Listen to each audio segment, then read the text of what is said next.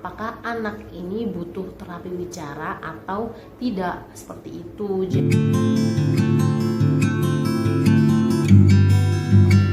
Hai, assalamualaikum warahmatullahi wabarakatuh. Selamat datang di channel Fatimah Dewi Ayuni bersama Bu Dewi.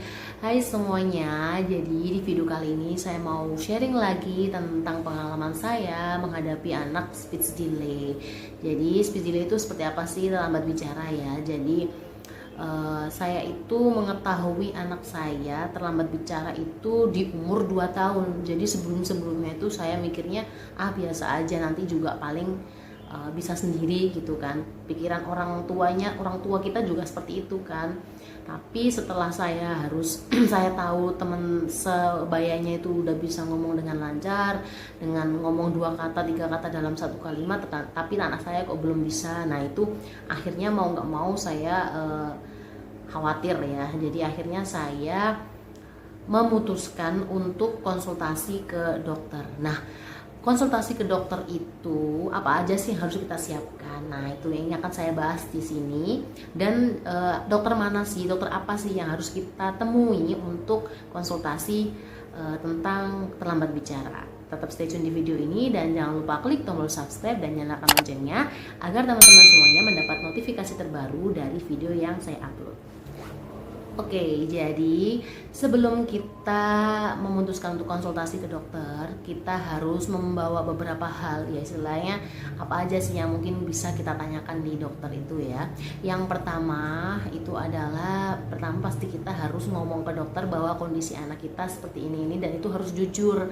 Jadi jangan pernah ada yang ditutup-tutupi. Jadi memang kalau memang anak kita kayak sukanya nangis atau suka tunjuk-tunjuk aja, terus atau memang dia dipanggil tapi nggak noleh, dikasih tahu ngomong apa dia nggak paham, nah itu tuh kita harus jujur gitu apa adanya ke dokter gitu kan. Nah selanjutnya kita harus tahu dulu dokter di mana sih yang bisa kita ajak konsultasi seperti ini. Nah ini yang kita bahas nih. Nah dokter mana sih yang harus kita kita kunjungi gitu ya. Nah kalau pengalaman saya sendiri itu yang pertama yang kita kunjungi adalah dokter anak, jadi dokter spesialis anak. Nah pada saat di dokter spesialis anak biasanya kalau memang ada perlu yang lebih gitu ya, seperti kesehatan telinganya atau susunan mulut atau seperti yang lain itu ya nanti akan diberikan rujukan seperti itu. Nah kalau kondisi anak saya dulu itu dari dokter anak itu diberikan rujukannya ke dokter tumbuh kembang.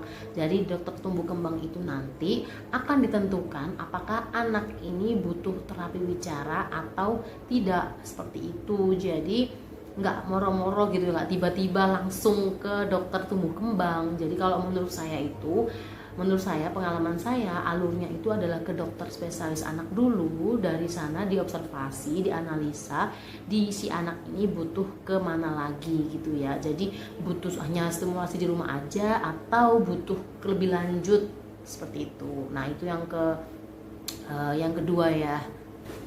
Jadi sebelum kita ke dokter itu tadi ya, kita harus tahu kondisi anak kita dan harus jujur gitu kan. Yang kedua kita harus tahu rumah sakit mana atau dokter anak mana yang harus kita kunjungi. Kita bisa cari informasi tentang dokter-dokter itu, sharing dengan teman-teman kita ya, seperti itu.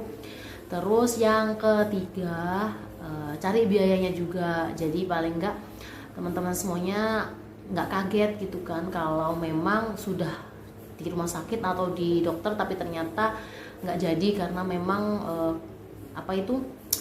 biayanya sangat tinggi. Jadi kalau saya sendiri itu dulu awal untuk konsultasi dokter itu saya menggunakan mandiri ya, jadi bukan BPJS, saya menggunakan uang pribadi gitu kan.